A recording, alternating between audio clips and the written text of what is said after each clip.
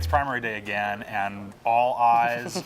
Are any eyes on Nebraska? Let me put it that way. Are any eyes on Nebraska? This is the first time where Nebraska all eyes are going to be on it. I feel like one of the things we were just talking about is there a difference between these two candidates, right? Everybody thinks Ben Sasse, who's kind of positioned himself as an outsider, who's actually spent quite a bit of time in Washington, is probably going to win a lot of the establishment Fighting groups. Washington from inside the system at Levitt Partners, right? Exactly. But I think most of the people think that both of these candidates, they're not going to be changing votes, right? Whether it's him or any of the other people in the primary. Well, it's how they get to say, look, we may be getting crushed in Kentucky, and we may be struggling in Mississippi, right. and we may have nominated a guy who posts creepy pictures on the internet in Kansas, but gosh, look at Nebraska. It's a win. We are thriving. And one of the things you've really seen is kind of the disgruntlement of some of the Tea Party groups on the ground versus the Washington groups, because there has been some fighting over who should be, the nominee and who they should pick. But I think when you look at this, they're not going to get a Ben Nelson. I mean, this is not somebody who is not going to be voting and kind of carrying the party line on